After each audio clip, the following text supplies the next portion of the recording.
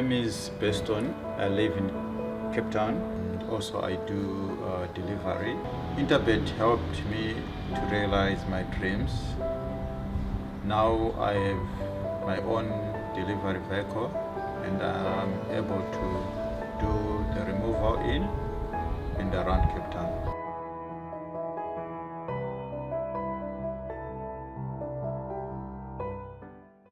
Racing out at Hollywoodbets Greyville on the turf track Saturday the 28th of October 2023. It is a race meeting where we've got 8 races on the program, and it is of course a double header on the local front. We've got racing out at Turfentine, we've got the Charity Mile. Looking forward to that contest.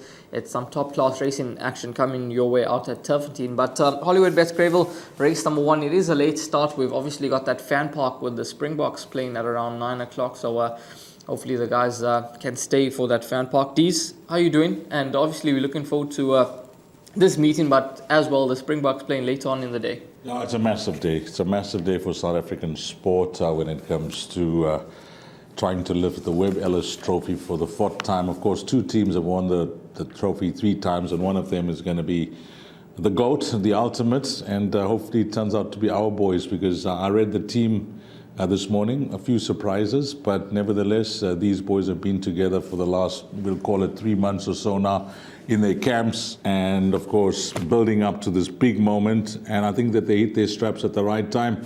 They've given us nervy moments in the quarterfinals, the semi-finals, and hopefully it's not the same on Saturday. But when it comes to racing, you mentioned Charity Mile Day, always one of my favorite race days on the racing calendar, because it's in aid of charity, which is a big thing in racing. And yeah, Turfentine, Hollywoodbets Greyville, and then Hollywoodbets Durbanville on Sunday. Looking forward to an awesome weekend. Yeah, it certainly does look to be a great weekend of racing. Now, race number 1 over the 1,000 meter trip. It is a maiden plate for fillies and mares. 13:35 the off time. It is the start of the bar pot. Before we get into race number 1, we've got a rerun of Witchwood when finishing second, and then interviews with Michael Roberts and Alison Wright.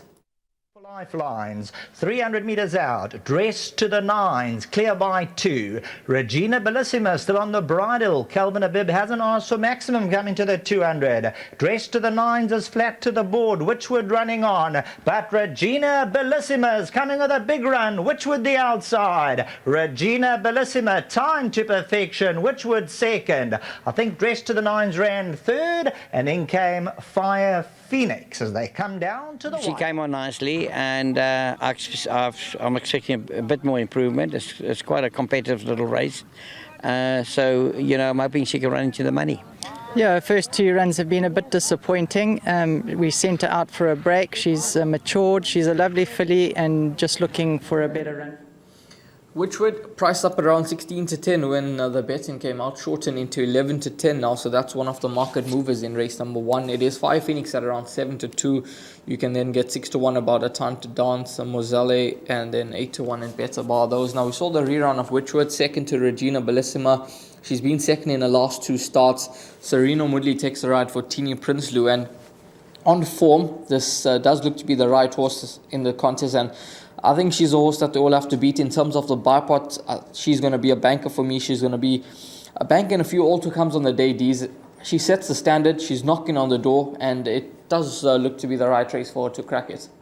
Yeah, it looks like the right field for her on her current form, having run second at her last 2 starts. But I have a slight concern when it comes to how confident you can be with this punch. Now, with all due respect, some of them are going to improve in the race. I think one of them being horse number 8, been off for 6.5 months. You heard from Alison Wright. They will meet for some type of improvement from the horse. But you must not forget that she was punted to start favourite first up.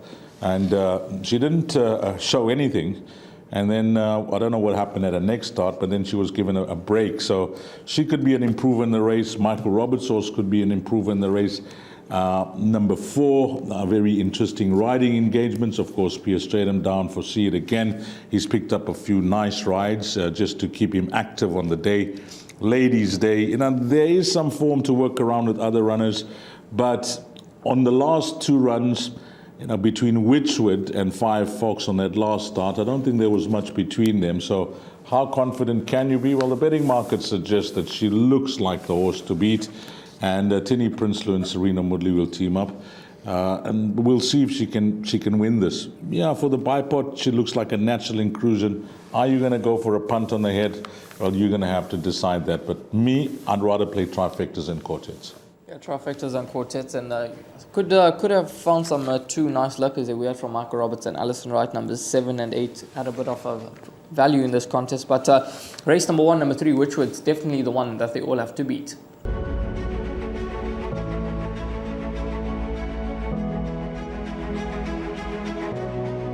It's good fun. Days like these are great. You get the whole industry together, and to have, companies and corporations like Interbet and Cape Racing who are so generous with sort of time and energy into making a day like this possible is it's fantastic for everyone.